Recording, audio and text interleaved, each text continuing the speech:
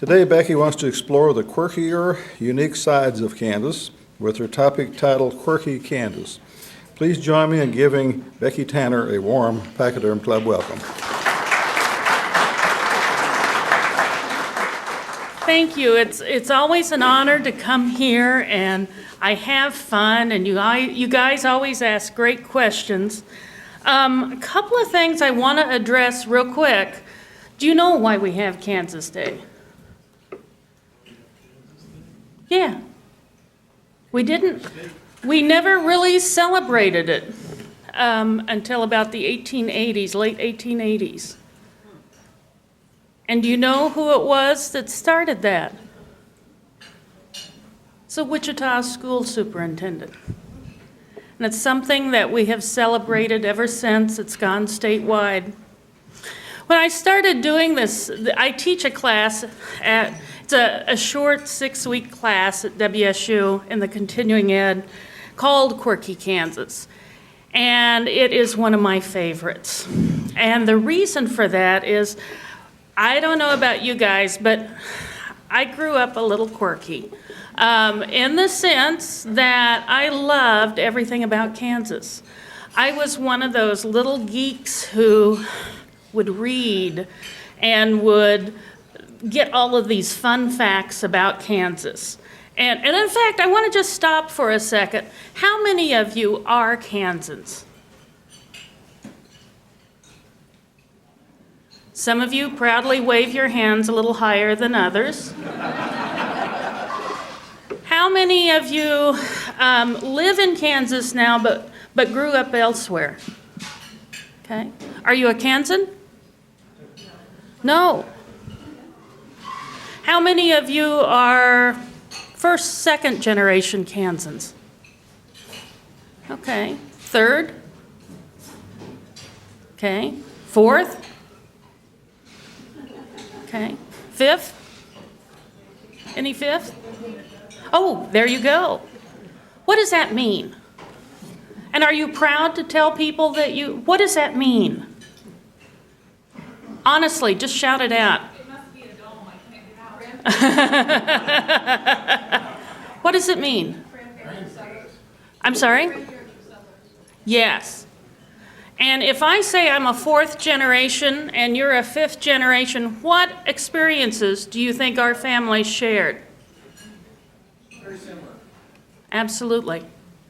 And that's why I think in many ways there are so many bonds in this room. We are related by family, if you will, to our experiences. I tell my students that studying Kansas history is the most personal form of history you will study, because it's so much of what our own families experienced. You know, whether you have been here 15 minutes or, fifth generation, you have reasons of why Kansas drew you. You have reasons for why you stay. So when I look at what does it mean to be quirky, what do you think are some of the definitions that come up on that? What does it mean to be quirky? What? There you go, absolutely. And it's stuff you kind of take a little pride in, don't you? Absolutely. Bizarre. So when I decided, and by the way, I want to put in just a free plug here. There are 3 classes I'm teaching this semester. I'm taking 2 field trips. You can sign up for all of them through the continuing ed department at WSU. First one is indeed called Quirky Kansas. It's Fridays. It's out at the Metroplex from 10 to noon. There's one called Bleeding Kansas, and it's Wednesdays out at the West WSU campus. And both of these classes start this week. It's Wednesday night from 7 to 9. And we're looking at how Bleeding Kansas and the Civil War, how those things still impact us today, how they still shape us in many ways. Then the third one is a workshop on Kansas history that I'm teaching out at Larksfield. And then there's two field trips that I'll be doing. One is I'm joining forces with Arnold Schofield, and we're going to Fort Scott and to the Battle of Mine Creek, and have him walk us through. Arnold, of course, is the guy that the U.S. Army calls upon and brings in the Black Hawk helicopters to the Battle of Mine Creek and has them teach new soldiers the guerrilla tactics that were used in this battle more than 150 years ago. When I start with this first slide, Quirky Kansas, I want to explain that we Kansans have always had a certain sense of humor. Zebulon Pike called this place the Great American Desert when he passed through here in 1896. And for decades, people thought that was true. So when Henry Worrell moved from Cincinnati to Topeka in 1868, he painted this illustration called Droughty Kansas. Now, do you see a little sense of humor in that? What are you seeing? Does it look like they might be flooding there? How big are the corn stalks? And the melons? That's really how Kansas is, isn't it? Anyway, the local newspaper, and this is where we have somewhat of a PR campaign going about Kansas. A local newspaper reported the production of monstrous melons and beets of immeasurable portions. With that, our next one is, a lot of times, what do we hear about Kansas? What? The Wizard of Oz, but what about our politics? What do we hear? We hear all those kinds of things. And the truth of it is, it's in our DNA from the moment we were begun, all through the years. This is, of course, John Stuart Curry's famous painting called Tragic Prelude. Where is it located? You guys will pass your Kansas history test. When anything is going to happen in this country, it happens first in Kansas. Abolition, prohibition, populism, the bull moose, the exit of the roller towel, the appearance of the bank guarantee, the blue sky law, the abjuration of industrial dispute as distinguished from the arbitration of industrial differences. These things come popping out of Kansas like bats out of hell, said William Allen White in 1922. And indeed, Kansas, with Dr. Samuel Crumbine's health campaigns, encouraged Kansans to, what are the phrases? What are the phrases he had? You learned them. Swat the fly. Don't on the sidewalk. Yes. And bat the rat. The Civil War began on April 12, 1861, and it cost hundreds of thousands of lives to change the course of a nation. And it defined Kansas like no other state. We became a state at the beginning of the war. Our formative years are during the Civil War. And the era of Bleeding Kansas led up to the war and set the tone for what the war would be in the entire nation. One of the war's earliest sparks was John Brown, and he led a revolution on Harper's Ferry. His goal was to incite a national slave rebellion. His plan failed, he was hung, but his radical fervor added to growing tensions. I love this quote from Deb Goodrich Bissell. She says, "We are always at the center of a war. We are the quintessential Americans because of the trial by fire we went through in becoming a state. All those issues come to a head and are decided here.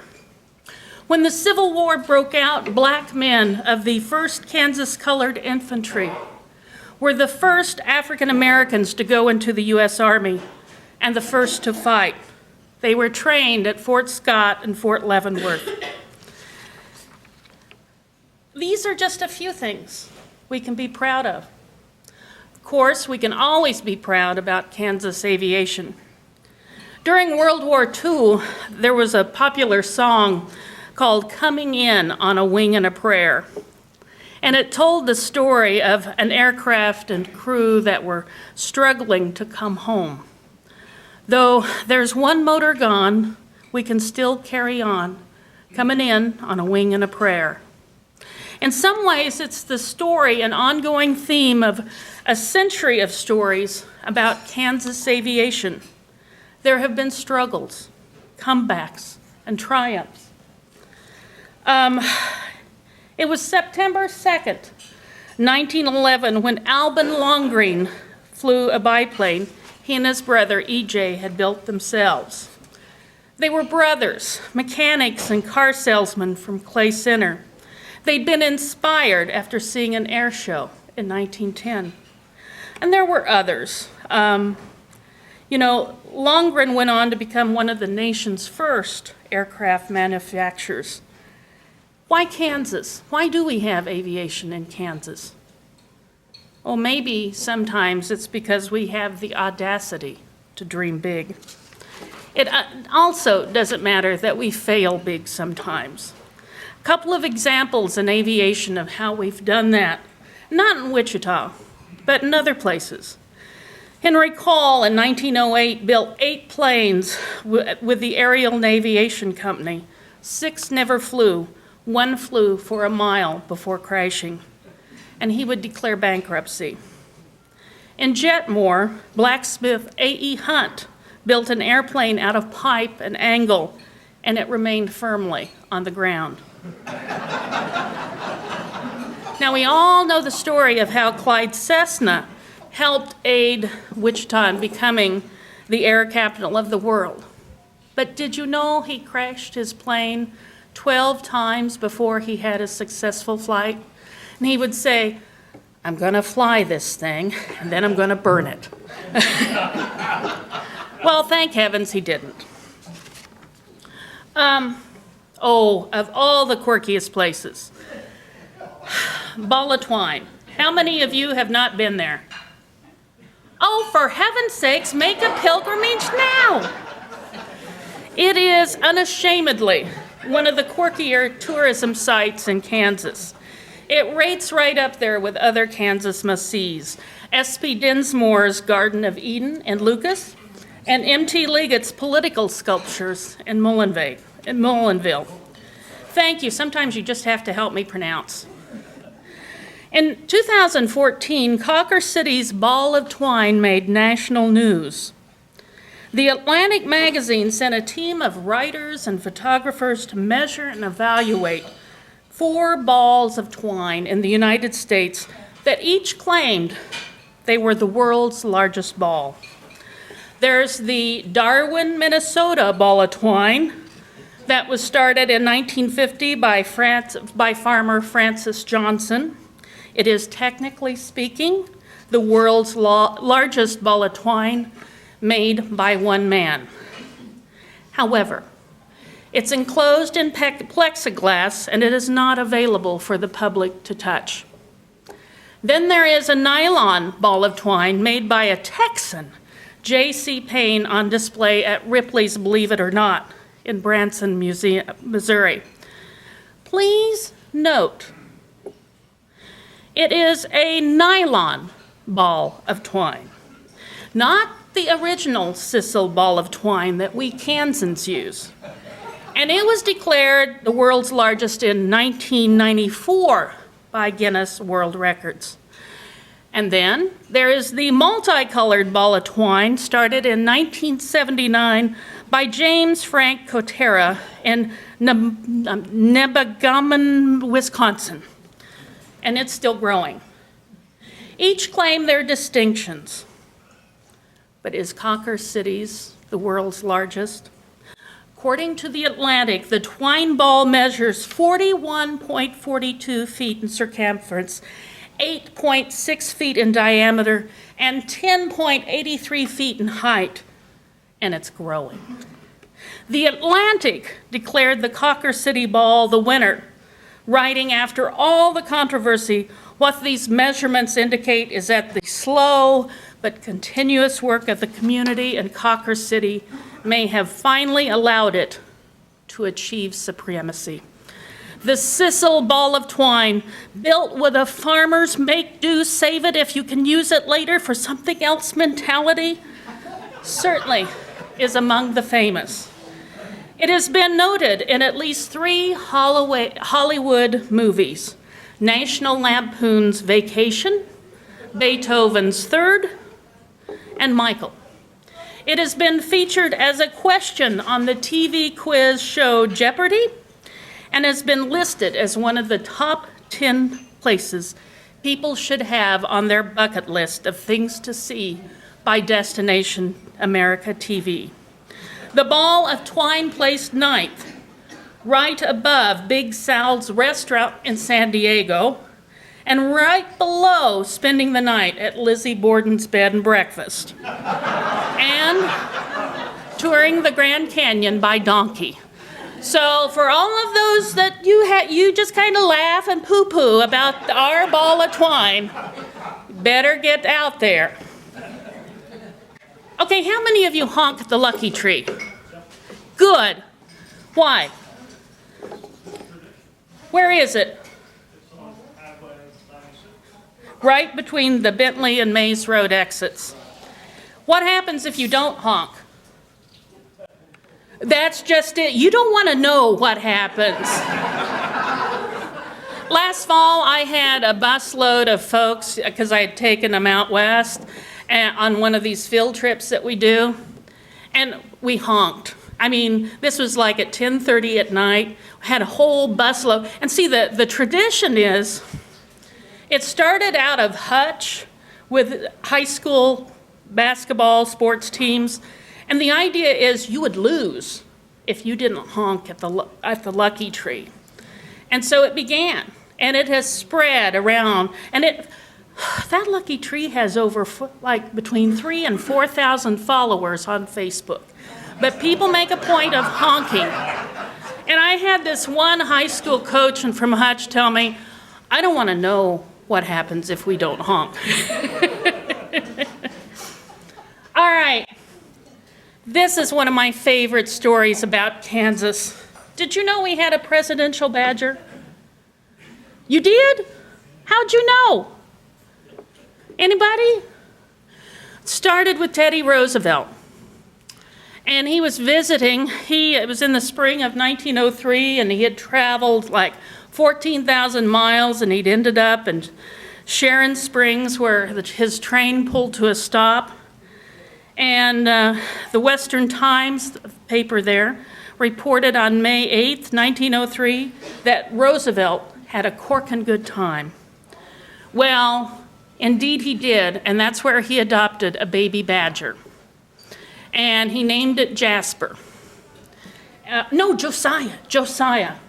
And it traveled with him back to the White House. It would attack White House reporters and gnaw on the presidential furniture. And he was one beloved family pet at the Roosevelt House, and then he had to go live in the Bronx Zoo. So that was kind of sad. Now, I am showing this photo for a number of reasons. The timing is perfect. Now, how many of you heard some of the news last Friday that there was a certain politician from St. John, Kansas, concerned about how women dress at the State House? Did you hear that? Well, do you know where I'm from? St. John, Kansas. And I'm in the Capitol building at this point. And the reason I have the bra up is I am telling a story about another Stafford County person. Her name was Jessie Wood Schultz, and she is listed as one of the top 100 women in aviation. She was from Seward. She's buried at St. John, but she is considered one of the best wing walkers of all time. She and her husband, Jimmy, had the Flying Aces Air Circus, which was located right here in Wichita. And in her autobiography, she talks about how they were trying to draw crowds for an air show. And Jimmy and the guys were hanging out in the hangar, and they said, you know, what we need is someone to walk on the wing and then hang upside down while we fly over. And then they all looked at her. And so she said she realized none of them had the courage to do it. So she got up there and she had some slacks on and blouse, and she had the blouse tucked into her trousers. And anyway, she got up there, and keep in mind, these planes that they walked on were fabric and wood. It's like walking on your, bedroom ceiling. If you don't have anything above you, you have to know where to walk. And so she would walk barefoot, without any harness, without any parachute, she would walk. And so she got out there, and Jimmy thought it'd be a great idea if she had a rope ladder that she threw out, and it hung from the axle of this plane while he's flying. So she climbed down, tippy-toed down on this ladder, and then hung upside down. Well, now, I'm telling you, what she tells is that gravity began to shift. The Kansas winds came up. And at first, the blouse kind of started to, the tail of the blouse started to flicker and pull out of her pants, if you will. She's hanging upside down. So let's just think about what happens when you hang upside down and your blouse is already beginning to tear in the wind. And I'm also going to say that bras then were not made like they are today. So when gravity shifted, things happened. And while she's hanging there, topless, Jimmy is in the plane, just flying oblivious, and the crowd is going,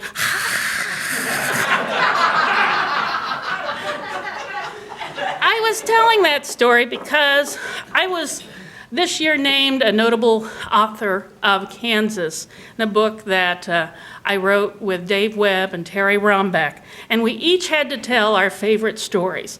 Well, that's my favorite story because it comes from Stafford County. So that is why that one is in there. The other thing that is so cool, I think, about Kansas is that for a long time we had the only significant supply of helium in the world, large masses of it.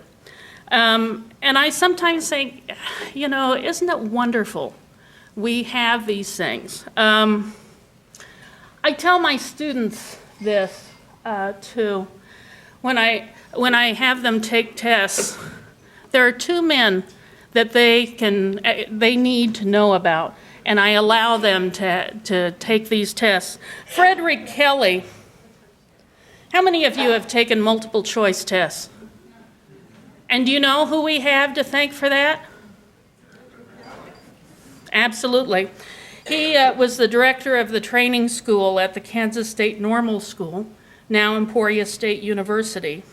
And it was in 1914-15, and the Army needed a fast way, a quick way to test the intelligence of their men.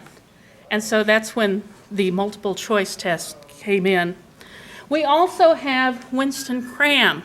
How many of you have ever crammed for a test?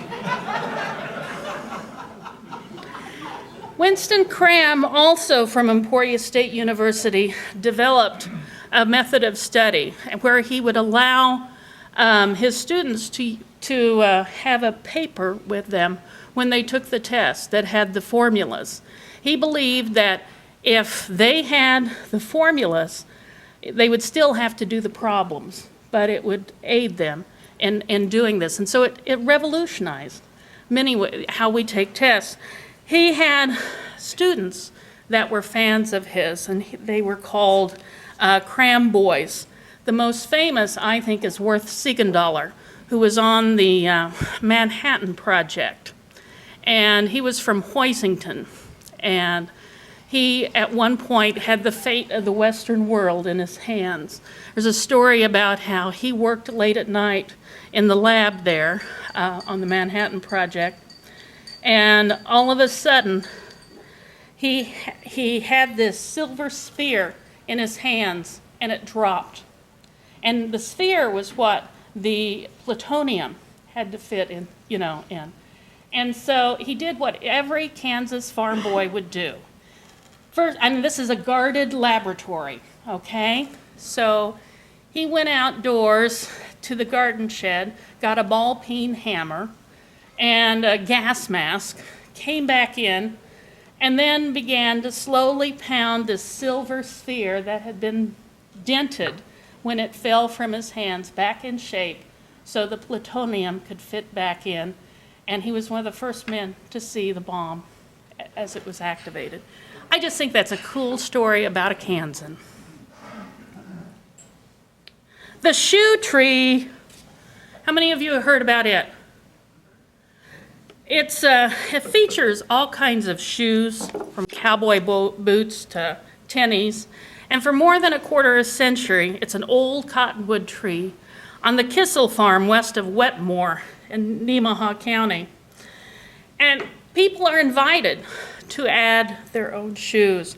That people make pilgrimages. And you can tie your steel-toed boots, tennies, flip-flaps, all that kind of stuff. So it's a fun place to visit. We also have the Garden of Eden. S.P. Dinsmore, he inspired so many would-be artists. Now, have you been to the Garden of Eden? You should make pilgrimages, I'm not kidding. But he introduced yard art, and that is one reason why Kansas ranks third in the nation for grassroots yard art. This one is at 17th, about a block and a half east of 17th and West Street. And it's incredible what people have done. We rank third in the nation for this kind of art.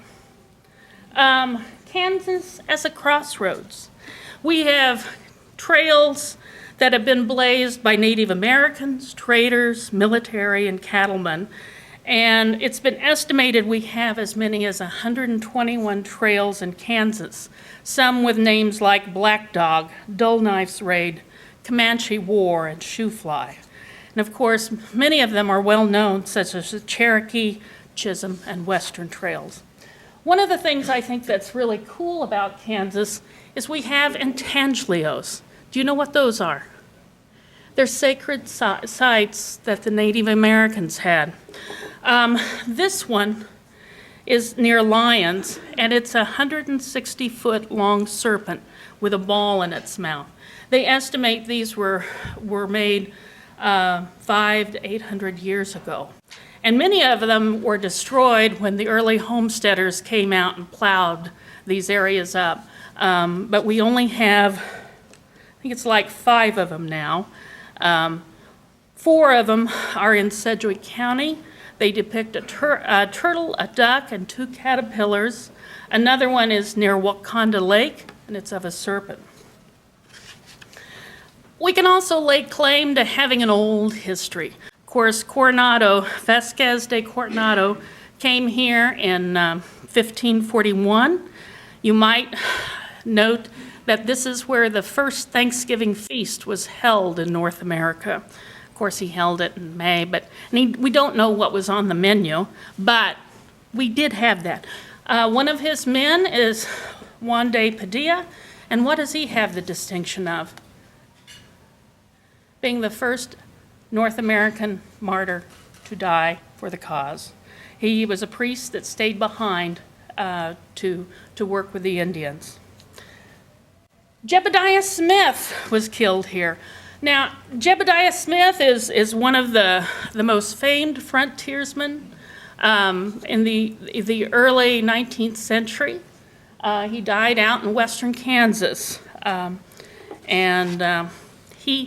a movie right now called The Reverend, which I haven't seen yet, about a guy that is chewed up by a grizzly bear. Well, that happened to Jedediah as well.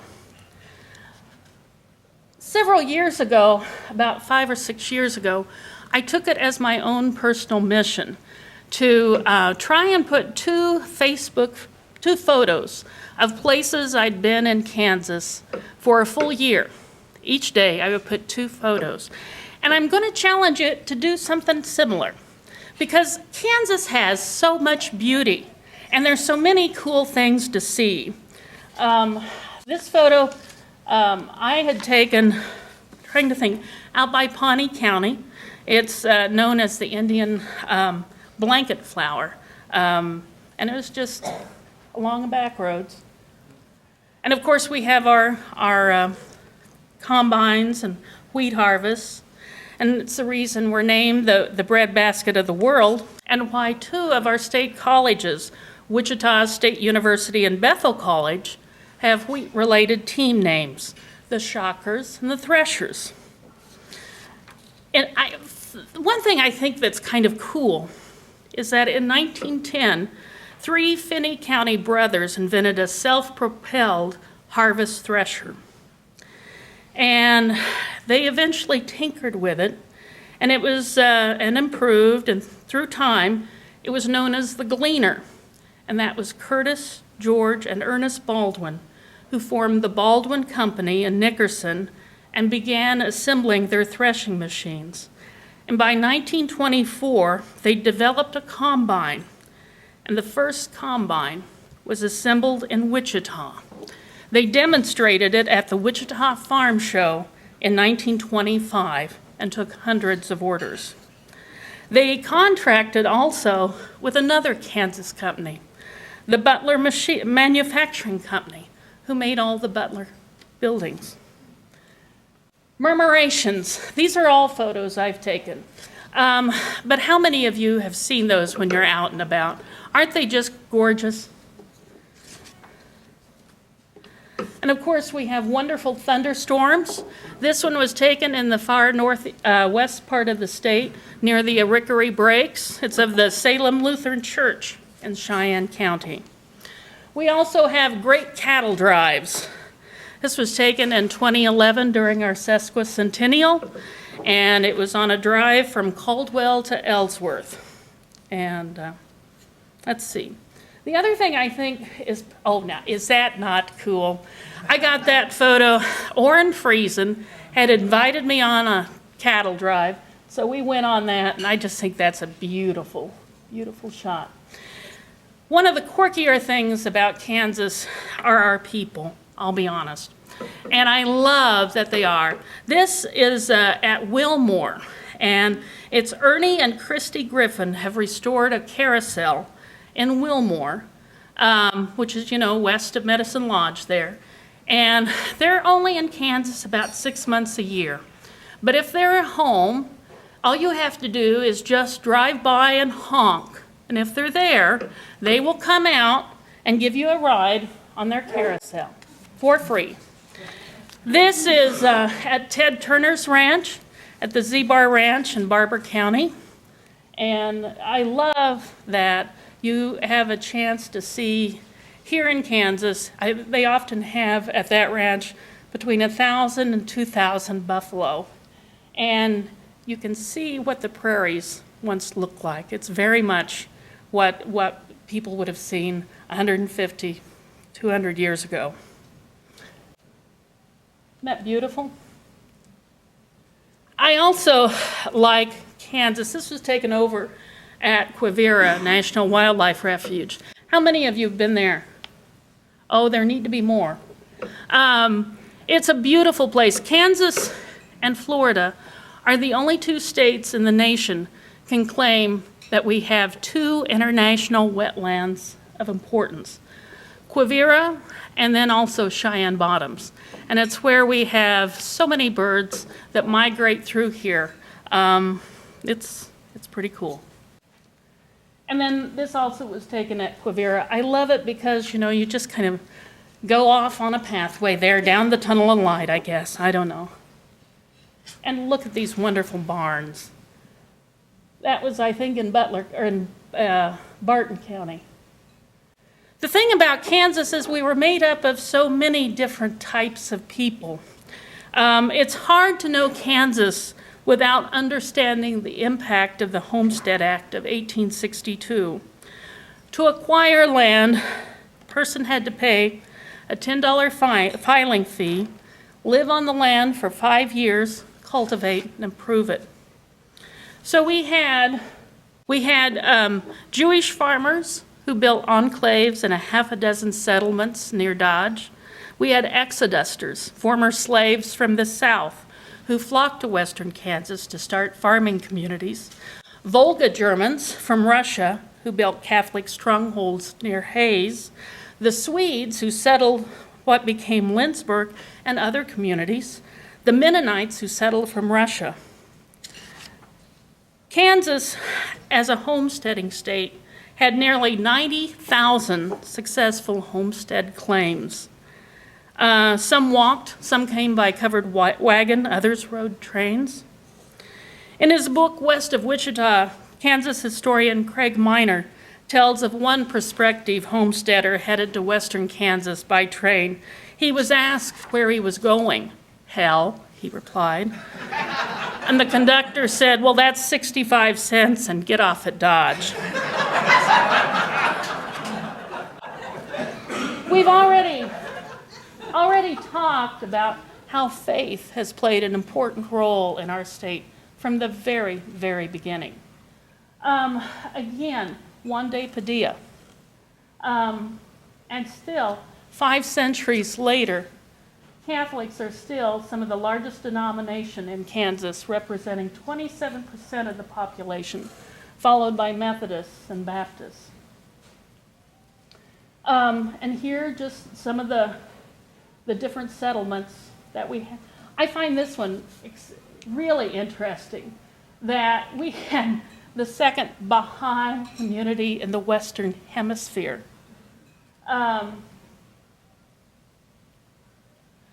One of my favorite characters, and I just want you to picture present-day Kansas now, just present day, and think about what Moses Harmon would have been like for late 19th century Kansas.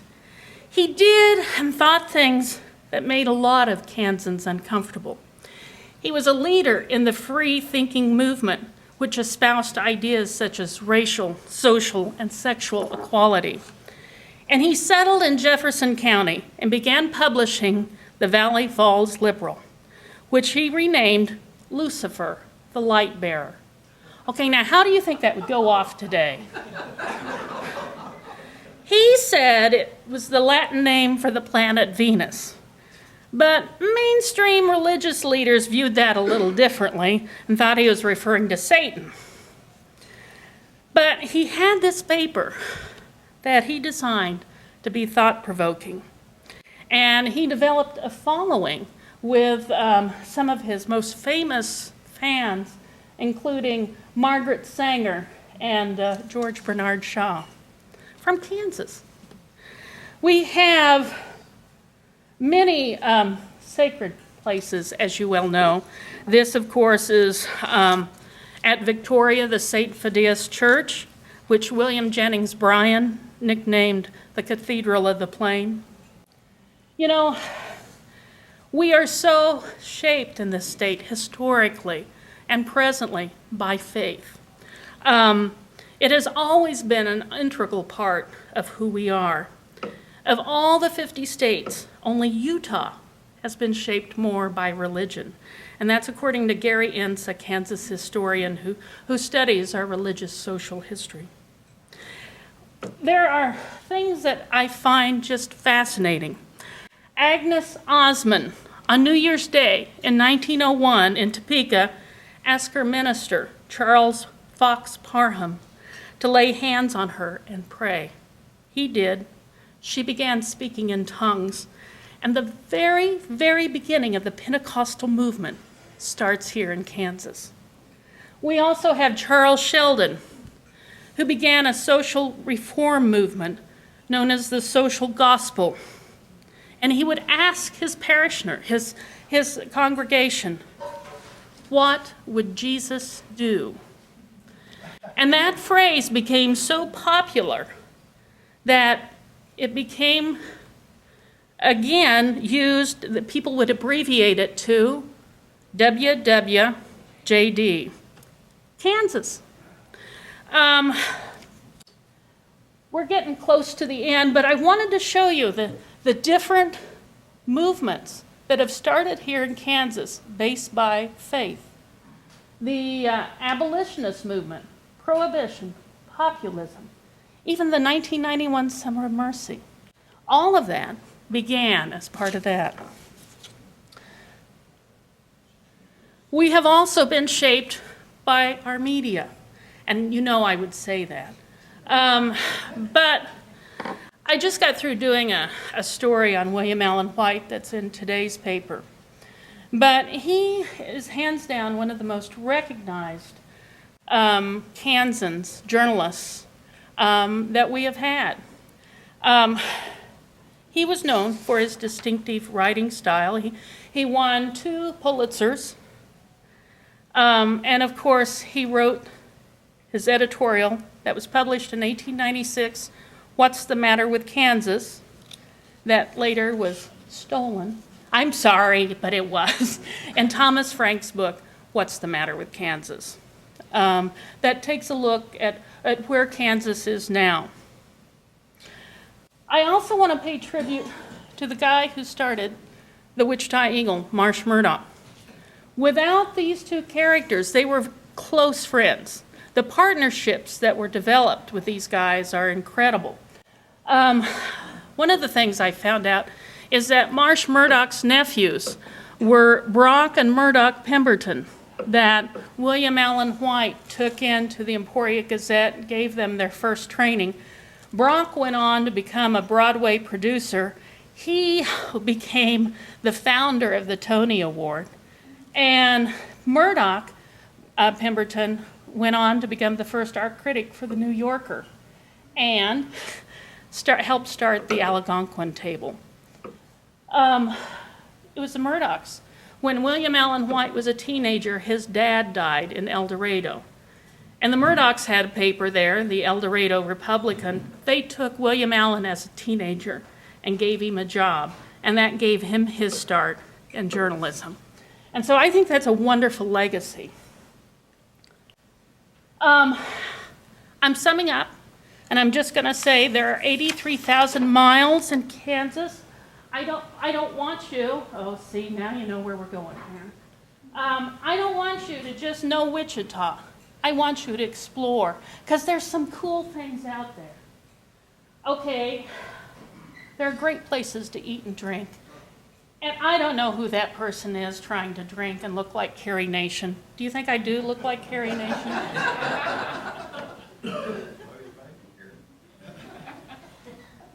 Just recently, I did a story.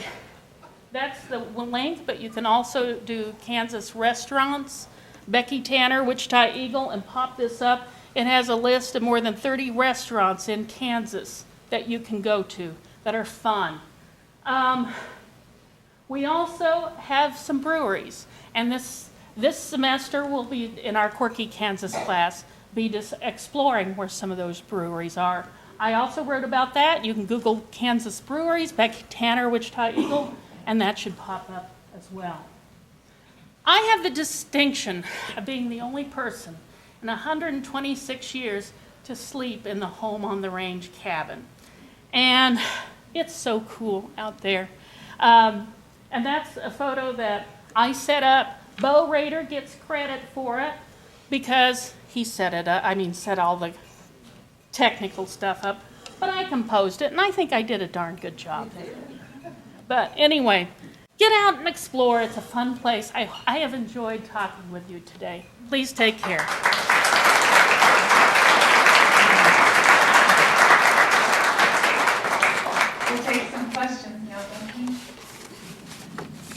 You mentioned you were planning 2 trips, and you mentioned the one to Fort Scott, but you didn't mention the other one, did you? We're exploring the Wizard of Oz on the second one. We're actually going to Wamego and to Manhattan. That one I think is in March, and we go to the Great Plain, what is it, the Flint Hills Discovery Center in Manhattan. Have you guys been there? Oh my, that is such an incredible experience. Just sitting through their orientation video, you get to experience smoke, as in when they burn the prairie, snow falling, all that kind of stuff. Cool place.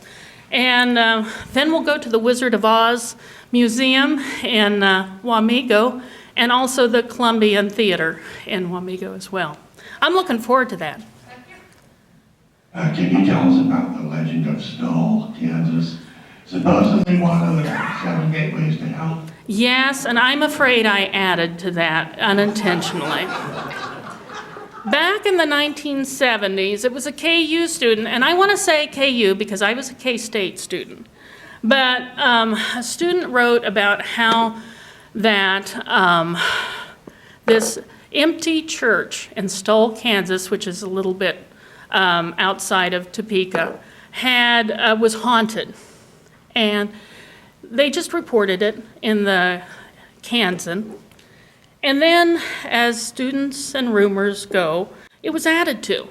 None of this is true, people, none. But then it became, the rumor was that the Pope wouldn't fly over it because it was the 7 gates of hell, and that Kurt Cobain went there, and when he would throw bottles at the building, they wouldn't break, thus showing it was haunted. And then he wrote a song about it.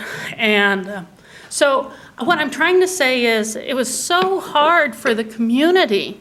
They set up fences, but people kept making these pilgrimages to Stoll. I reported about that, I'm going to say in the 90s. And Virginia Wolfcool is one of my dearest friends. She works in the archaeology department at the Kansas State Historical Society, and her family is from Stoll. And she called me up one day and said, we had to bulldoze the shell town because people wouldn't stop. And so that's really how that got started, and it's just a shame that, I mean, it was this beautiful, I just broke something. It was this beautiful building, church building that was built in the territorial period of Kansas, as stone, and just gorgeous. But anyway, so that's what happened to that. Beccy Tanner, let's give her a great big. Let's stand up for Becky. She did a long